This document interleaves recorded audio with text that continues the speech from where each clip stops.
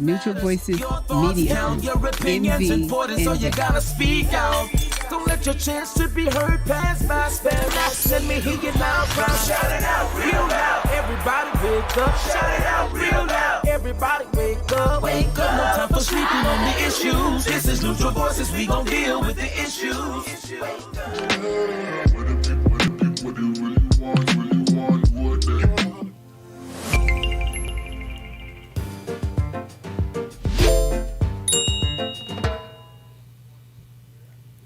Welcome to Neutral Voices. I'm Dr. V, and this is In Depth, where we dig deep in the trenches of what matters. And tonight we are talking about police lines. Do you cross them? You don't cross them. Yeah, that's a good topic right now. You been crossing them lately? Nah, You sure? I'm sure. I bet you they find a reason to stop you. Yeah, that's a given. Yeah, but you know what, guys? How are you guys doing? Good. Everybody's Doing all right, looking doing good? all right. Good. Well, Feeling Beautiful good? day. yes. Yeah, under the circumstances. Under the It's like a circumstances, little yes. heaviness over our community Yes. Right. now. Yes. Absolutely. So a lot of things going on, not just in our community, but around the world. Policing. As they said, lifing. Right. The police are policing. Mm-hmm. And some people would say they're doing a great job, and others might say not so great. Right. So stick around and engage in conversation. And as we have a heart-to-heart talk about how we're feeling, what we think, what do we think our I would say our children need to know as they begin to drive. What is it that I need to know as a business owner carrying my weapon, right? Right. What do we need to know in our community to be safe Right. and not to cross certain lines, Right. right? Right. So with that, one of the things I was looking at is, and I was really concerned about this, is the training or the lack of training for police officers. And so just if we can, what things do we know and feel like the police should know operating in our community from day to day? We're doing First- police stops, traffic stops, whatever, being called out to someone's home. We could think back to some of the terrible things that happened, and you're like, hey, I'm the one that called the police, Right, Yeah. and I end up getting shot, Right. etc. So, yeah, so what are those things that we need to, or we think the police should know? I'll say first and foremost, you need to understand your audience. That's key. And not- Understanding the audience. Right. Yeah, that's key because you look at one person and you sway to think they're all the same. Yes. So at what point, when do you stop putting everybody in a group? Yeah. Okay. So, and then we look at, well, all police ain't bad. Well, they group one minority group in one group. Why can't we group them in one group? Oh, okay. Legitimate. So, legitimate I mean, question. let's play. It's not playing. Let's just be realistic about it. Because, you can't sit back and say, oh, well, pick and choose who's going to go home, who's not going to go home. Right. Right. So if that's the case, I mean, first, I would look at it personally. If you don't live in this section or in this area of town, you can't police a side of somewhere that you don't know. That's a reasonable assumption. I see you saying that, but I would say, I see why you're saying that, but I would say with the proper training, any police officer should be able to. But I believe it would be better if they could recognize certain people in the community, and that's what you're saying. So you know me, you know him, etc. I can give you a great example, and it wouldn't be offensive to anybody. This is my fam. For instance, Ned. A lot of people know Right. Ned. Right. And when you call the police on Ned, it's good for those officers to come out to Ned that know him. 100%. I'm going to tell you that I've seen They different ones, handle him so, I'm telling Right. you, they handle him with kid gloves. They handle him with care Right. because they know him. Right. That's the key. And Eric's right. Because I've seen the gambit of officers are handling Ned. I've seen people that don't know him. They come and they come hostile, and and I don't know Ned's level of understanding. I really don't, but I know he understands some things, but I can't tell you what his level of understanding. Right. Some things he'll follow, and some things you'll have to repeat. So I've seen people just come in hostile when they see him. They know he's not supposed to be a McDonald's parking lot. Yes. They come in hostile, get off the parking lot. And automatically, instead of saying, Ned, and you can tell them, Ned, if you leave right now, we ain't gonna have a problem. See, I couldn't just go deal with about that. your business. I'm so glad that the encounters I have had with the police officers were the officers that actually knew who he was. Right. And so that goes back to what E is saying. So when you have them in the community and they are familiar with the people in the community, especially those people in our communities that have mental, health issues and concerns and challenges, etc., I think it definitely matters. Yes. Yeah. I would say training is key. I mean, let's think about it. I know you about to get into some hours. But, if you can hold it though, real quick, because I know you mad about it, but no, I ain't mad about it. Just you have to it's your community. I mean, you have to look at. I mean, my son posted something, and it made me, and I had the conversation with him several times. So you have to understand, it's like, if you don't know the community, don't just stick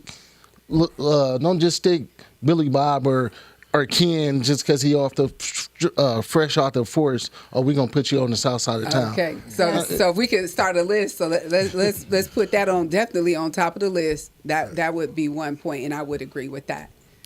So in one of the businesses that I'm in, I have a lot of interaction with the police. And when I say interaction, I mean I see a lot of interaction. I see how the police come out and how they treat certain individuals. And every situation is different. So I think that being aware, situational awareness, knowing that not every situation is the same, knowing that you may be pulling up on someone who is a schizophrenic, who is going to act completely different than someone who is not, or you're pulling up on someone who is in a complete having a psychotic episode. If police are not psychologists, right? So they need to be trained on how to operate in different situations. And I will tell you from experience that Another thing, before I go there, so there used to be a training offered to police officers. I don't know if it still is. I couldn't find anything recent on it, but it's basically called Counter Stereotypes. Here's why this is so important. Let me ask you a question. So where do people get most of their ideologies? So if it doesn't come from hate, where does that come from? Comes from their upbringing. Comes from their upbringing. It comes from TV. It comes from the media, what they show us. Let me ask you, around 9/11, what happened the first time you flew on a plane after 9/11? You looked around on the plane, right? Right. I didn't, because I didn't fly. If you saw me neither for a long time. When you say But that, you know and then where I'm people, I hate to say it, but people were looking. If you had a turban on, now was it because you hated? Let's say Arab or Muslims? Was it because you hated? No. Was it because you had an interaction with them in the past that wasn't good? No. It was because the media and the majority made you feel fear. So already you are what? You are threatened. That's right. For no reason. So the reason why I think that is so important when it comes to the police officers is the traffic stop should go down the same way if you get pulled over or I get pulled over. It should go exactly the same way. But I'm here to tell you, if we talk about our personal experiences, just the four of us, that's not the way it goes. That's not the way it goes. And so with you mentioning that situational awareness, and so if we can, let's go down the list, so to speak, what areas, especially that, so we got two, what areas do our police officers need more training in? And so let me say this before we go down the list. You mentioned situational awareness. Also, you kind of got into the culture a little bit, knowing 4 hours. They get 4 hours, and it's not all of them, but some of them get 4 hours or have had 4 hours in the last 12 months of training. Right. Yeah. And we talking about in dealing with even mental health and different things and, like that. And that actual number is it's about 4 out of 10, 39% that gets training into what Jill is talking about. It's a different, awareness. It's a different thing. But knowing the diversity and the cultural of which they serve, and then there another probably 36% learn how to deal with more of the mental and the things like that. But I didn't know 4 hours was it, but it's a minimum amount of training that they get. But also what Jill was talking about, knowing the situation, I don't know what it's called now in the police department, but for the state it's called cultural competency. You know, they used to tell us we were diverse, so we had to understand our diverseness within the cultures. But the cultural competencies tell us how to understand where you're going. Not only situational awareness, but you got to understand how people act in their natural environment. Now, if we pull up to a house and it's a bunch of loud people out yelling everything, are we thinking they're fighting? No. In our neighborhood, they probably playing dominoes. They're having a good time talking about sports. But when the police walk up, they already on edge because they think these people are aggressive, and they're not. That's just how they're talking to each other. You know, so they have to know that in those 4 hours, you're not going to get that. And I do agree with Eric as well. If you're not around that community, you're not going to be versed or, you know, well acquainted with those situations. And that's the thing. Okay, so not all officers take this and take it serious. You know, you wonder why. I mean, it should be mandatory. Right. But when you look and do the research, there's a percentage of officers that have gone through different types of training. Right? So with that whole situational awareness, and that's when you say, when you come to the block, you pull up, it's a block party, whatever's going on, they should be trained in how to assess the atmosphere and then respond accordingly. Correct. And if you need backup or whatever, you do all of this, but you move in a way that you're trying to keep everybody safe. Right. Because you control the situation. Exactly. Now, didn't I just hear that y'all said it was a situation that just occurred? Was that today? Yes, I was downtown. It was this morning. Okay, so here we go. So let's talk about that real quick. Yeah. Now, let's talk about this. Now, the situation, as I heard from the news, because I wasn't down there, I can't tell you what exactly. I'm not an eyewitness. There was a young man that robbed a lady and held her for a period of time. I'm not going to say how long. With a weapon. With a knife. And he robbed her at knife point. And the police were called. And they responded quickly downtown, and he was still on the scene. But this guy, and I saw this on video, he's in the middle of the street, running around, darting, you know, jumping at the police. And when he jumped at the police jumped back. So he's lunging. Yeah, and they had their guns drawn. Wow. But when he jumped, they jumped back, and he running around, and, you know. In traffic, mind you. Other people are. And all of this. And but they found a way to take him into custody and de-escalate safely, unharmed, de-escalated this situation. And so he was white. I was going to get to that. He was white. I'm glad the white girl said it, but he was white. But they're trained, or they know how to de-escalate situations, but they implore it at different times in different situations. And as Jill said, a traffic stop should be a traffic stop, as these situations should be the same situation. You de-escalate how you're trained to de-escalate.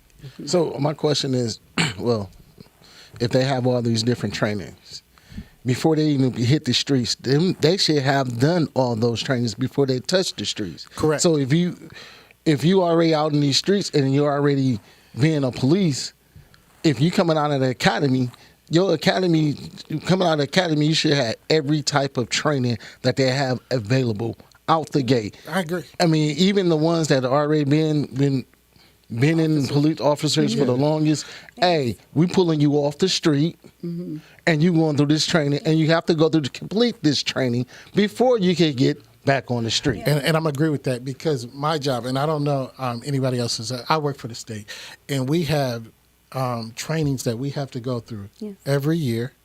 We have some that, as policy changes, we have to go through those trainings. Continuing education. Yes, we have to go through those trainings. When anything changes, we have to be abreast, and we have to be versed in what that change is. Because at my job, ignorance is not going to be an excuse. Correct. Right. Because I should know my job. You should. Yes. Yeah, and if I'm sitting in court, I know my job. I got to tell my job. If I say I don't know, that's not a reflection on the agency. That's a reflection on me because I was out there. But I agree with Eric. If there has to be some kind of continual training, you can't. Yes. But listen, maybe they need to take a test. I don't know what they need to do. But just because at my job I take a class or I go through some hours of training about suicide prevention doesn't make me An expert. an expert at suicide prevention Right. or CPR or Right. all of the other things we have to have training in. So if you think about it from that perspective, think about the different classes that you have had to take or the training,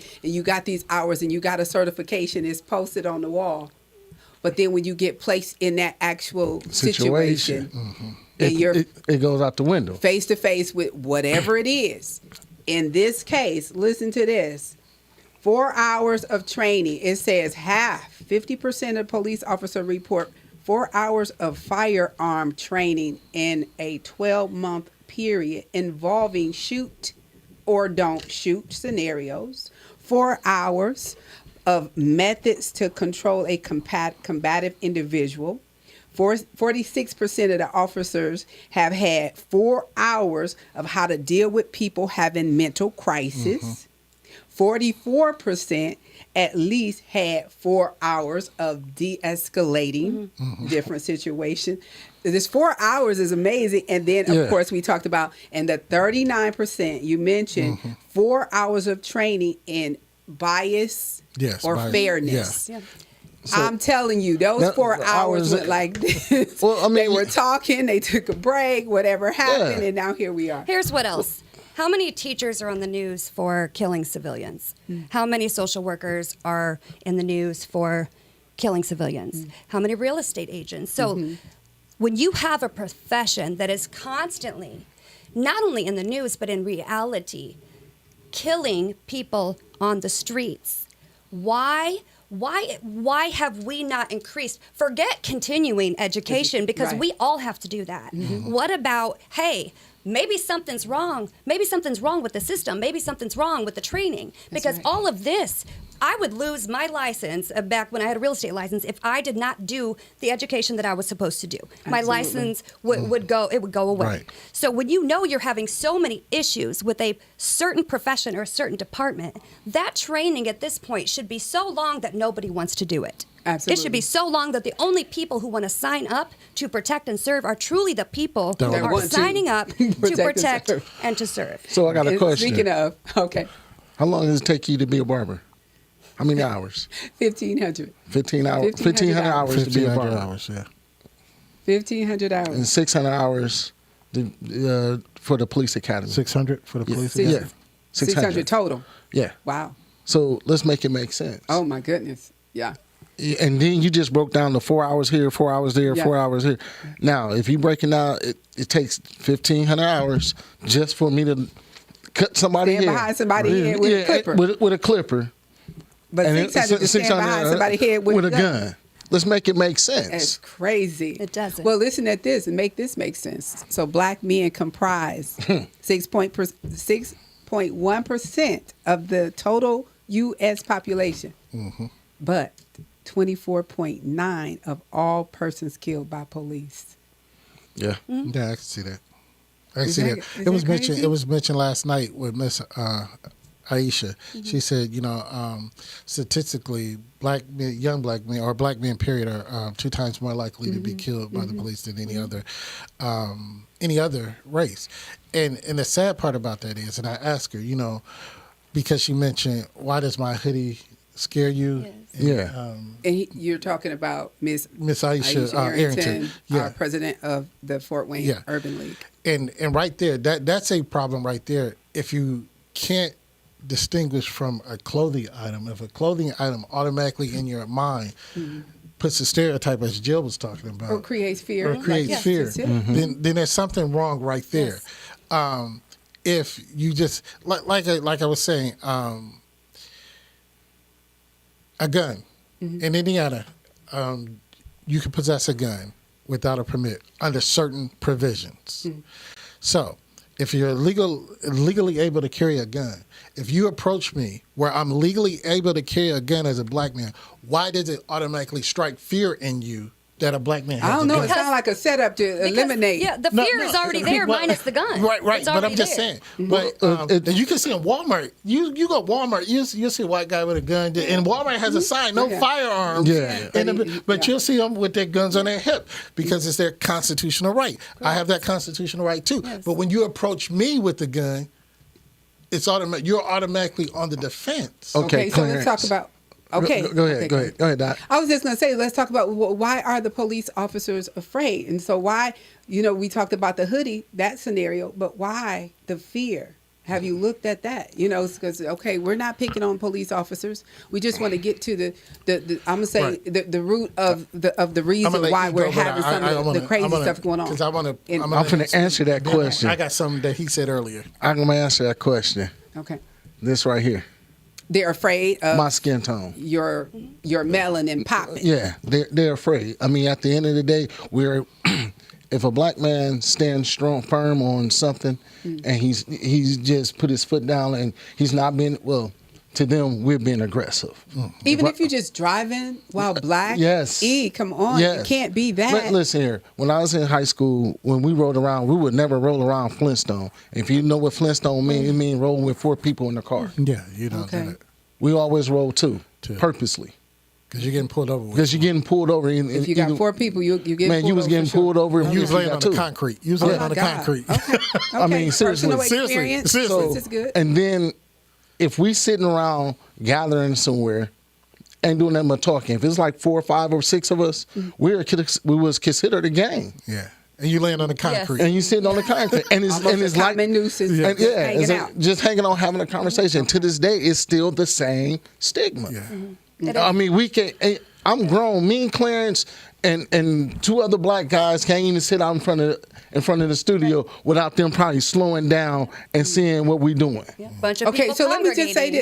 this. So I get that because you do have those type of police officers, right? They're driving around. They're looking for something. Right. Sometimes they're looking for a reason Yes. to act up. Let me just say that. Sometimes. Now, I didn't say all the time, but sometimes you have some and they patrolling and they looking to keep our community safe. So thank you Yeah. to those officers. But here's a few things. So I just want to put this list out there for you guys. In case you didn't know, why are our police officers afraid? A lot of times this is not my list. This is my research. Lack of information, whether it's on the community, the culture, the group, Right, or you right. said the people in the car. High risk, that job, period. They already know. Right. It's a high risk job. Right. When they come on the force, they know this. So there is a sense of fear that's going to be, and I don't care, you walk into the door, whoever, you don't know who's Right. behind the door. Right. So that fear of the unknown and, Gotcha. and the possibilities connected to that. Or a previous negative experience, Yes. whether it was somebody else in the family, brother, sister, whoever, somebody else that had a negative experience, even themselves. And then, Jill, you mentioned it. This is a major one. The media coverage, Right. the way the media twists things and the way they say things, and they keep talking about the police are being stalked and killed, and Right. they're coming for, and they building this fear. That's another reason, and then the negative public perception Right. of the police. Period. Now that's a list, and I could see that being part of their job. But I want to also say, truthfully, our community has to take some responsibility. Correct. And say that we're culpable for some of those stereotypes and some of those beliefs and some of those things that are happening. Because we don't have to be thugs. We don't have to live that life. But many of us have taken that life on and glorified that life. Okay. So if we put that persona out there, then we get whatever persona or whatever consequences come with that. Okay. So I'm not saying all. but I'm Right, just because saying- I want you, because you mentioned that, and so Yeah. I want you to talk and speak in reference to the ones that are not thugs. Right. So people sitting up on a panel like and us. that's why I said I'm gonna hit yes. where Eric said. We get grouped together no matter what. Yeah. Because That stratification. Yeah, yes, everything is grouped together. If 5 of them do it, all of them got to do it. Correct. If 3 of them do it, all of them got to do it. So it's that. And Jill mentioned the stereotypes because, we don't know the culture, so we think if so many of the culture do it, that has to be the culture of that community, but it's not. Right. You know, so I understand that, but we have to take some understanding, and that's where we got to go to our. You said, how do we talk to our children? Okay, and I was getting ready to say, Yeah. so Oh, you yeah. say that, and you said we got to take responsibility. That's going to start in the house. Yes. What does that look like Yes. for us to parents, people, aunties, uncles, everybody? How do we take responsibility for our youth in our community as well as ourselves? Well, the we don't know the biggest- protocol. We got lines here. We got the police have lines. So, you know, the title of our show is The Police Lines. There's boundaries that's set, right? But there's also boundaries that's set for us Right. as civilians. So I'm saying you pull me over. First of all, when they walk up to the car with that bright light shining in your face, it's already intimidating. It's like, wow, really? But you pull me over, and I'm in a parked car. Let me just get that right. You pull in behind me, etc.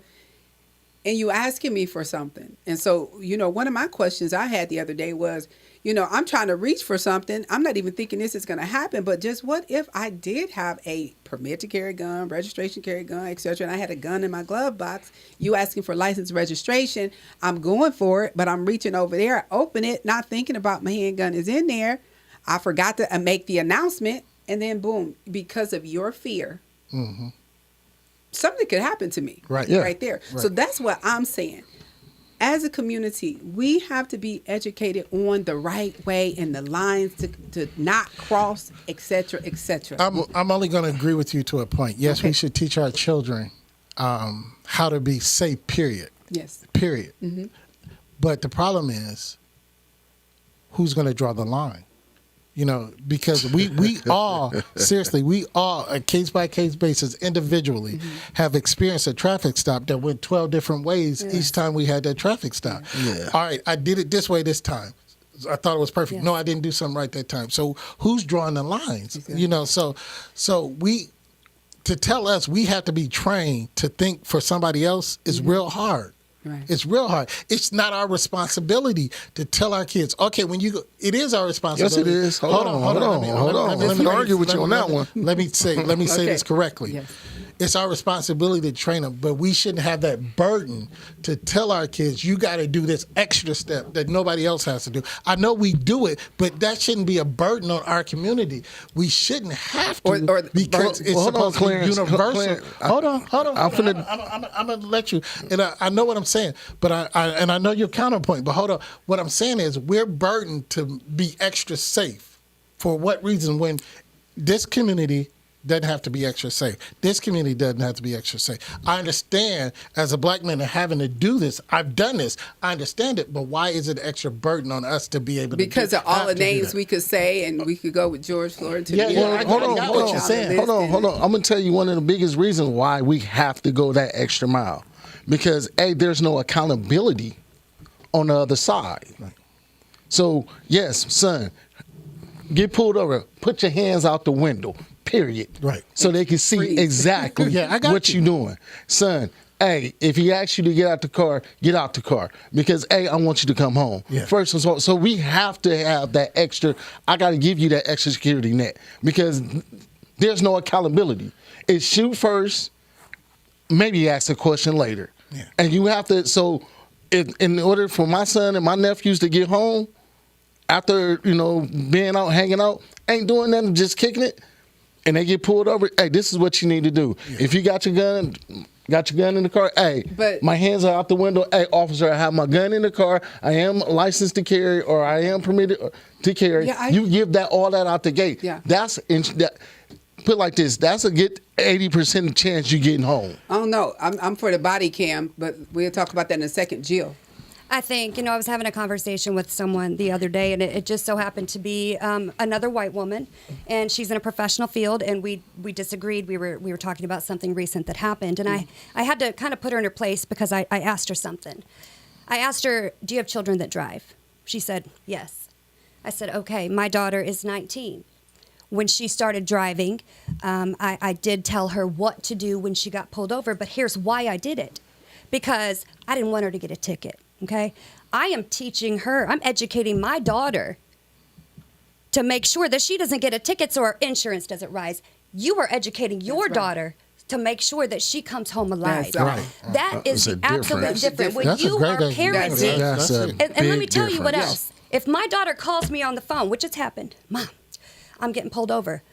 I'm going, gotta be kidding. I am not sitting there saying, please, Lord, Don't kill my child. let her live. Right. Let her live. That to me is such a huge difference because I want my daughter to come home safe just as much as anybody else does. But I don't have to take the extra steps because I know no matter what she does, no matter what she says to that cop, you know what I mean? Within Whatever reason. happens, I know. the procedure could be perfection, but if that person on the other end wants you gone, your procedure is nothing. Means Exactly. So my daughter will come home alive. She may come home with a ticket, but that is what I had to get this woman to understand. You have no leg to stand on, sweetie, because you do not understand. Absolutely, Your daughter's period. coming home alive. That's it. With a ticket, but alive. And so, thank you for sharing that.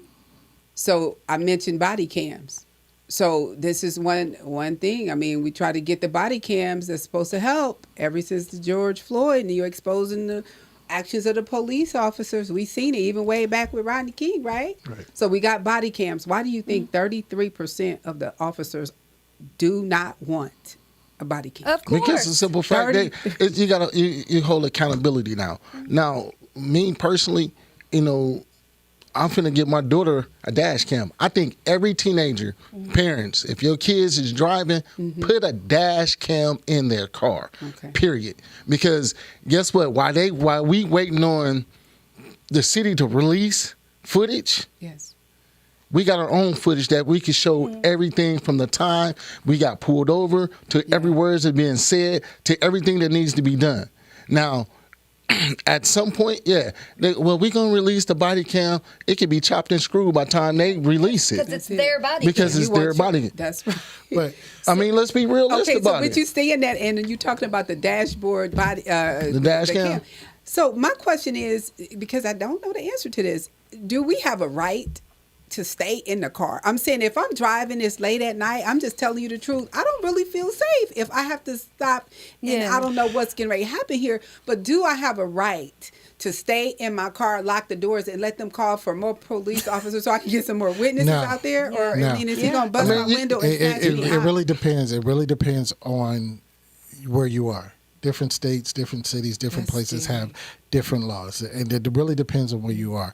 But universal, they say if it's an reasonable command, you're to comply. But then again, what's reasonable and who's reasonable? And that's And is the situation that's an open favorable? that's an It's open dark, question. and I'm the only one. But the thing is, you can ask for a supervisor or somebody else before you exit your vehicle. Yes.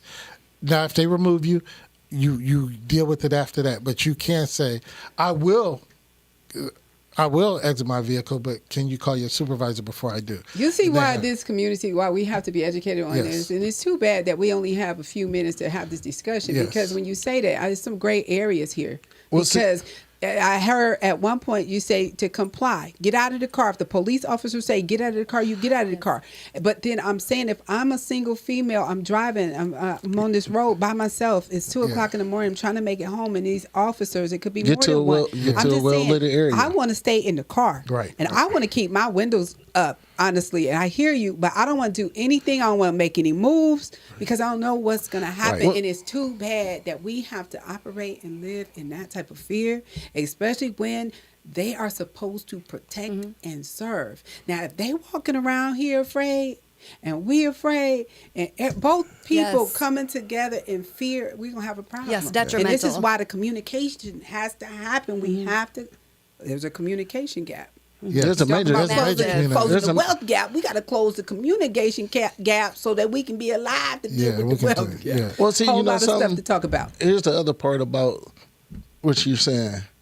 I know in Indiana, you can pull over into a well-lit area. Yeah, you can pull over. You could drive into Till I get to the light. to a well-lit area. In Indiana, I know you can do that for a fact. And then the other part about knowing, one of the key things is actually knowing Know the my law, rights. Yeah. knowing your rights. Okay, that's one. That is the key. One of the biggest things you can ever do is know your rights. Sit down, read the Constitution, read the laws, read and understand it, because they can cop-splain you all you want. And see, here's one of the key things about having a dash cam in your car. It's not actually what happens, it's what they write in their report. What's reported.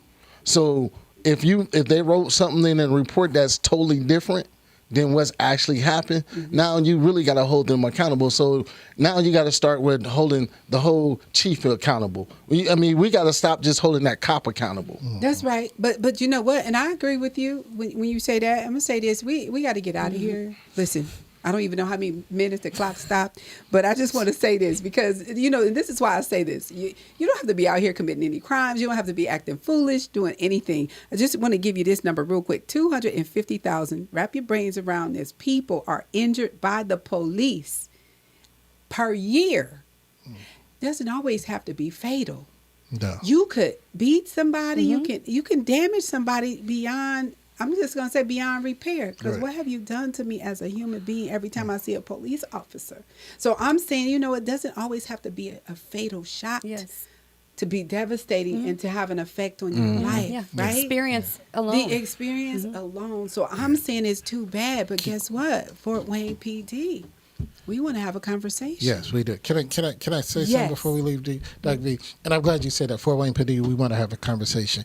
And I want everybody to take this conversation as a heartfelt conversation with people that have been hurt. You have to hear the hurt to understand what we're going through. If you're not hearing our hurt, when you only get the blame when you cause the hurt. And we're all sitting here hurt. What we're trying to say is, y'all need to hear our voices. Y'all need to make changes. Come have a conversation with us, and not just with us on this panel, but come into our communities. Come sit down in our schools and with our children and in our churches. Let's as Doc V said, let's build this communication. Let's rebuild the communication. We got to if y'all to protect and serve us, then protect and serve us. That's right. Don't do us a disservice. Absolutely. Come talk Man. to us. Yes. Amen. Good. Man, I would Clarence. say let's continue. Boy. I know you got some more good stuff. I'm telling you, heavy conversation. But I'll say this as we exit. Let's continue to raise our voices and to educate ourselves of the matter and what's going on in our community. Not standing against the police. We want to stand with, but in proper understanding. We want to be understood. And we want to know the proper procedures. We want to know what lines are there, what boundaries are set on both sides, civilians and police officers. So with that being said, I'll say this as we exit. Let's stay together. Let's stand together, because together we are stronger. And before we exit, what do we say? Always protect your mind. Thank you. A podcast by Neutral Voices Media. Your opinion's important, so you gotta speak out. Don't let your chance to be heard pass by. Spell out, let me hear you loud, proud. Shout it out real loud. Everybody wake up. Shout it out real loud. Everybody wake up. Wake up. No time for sleeping on the issues. This is Neutral Voices. We gon' deal with the issues.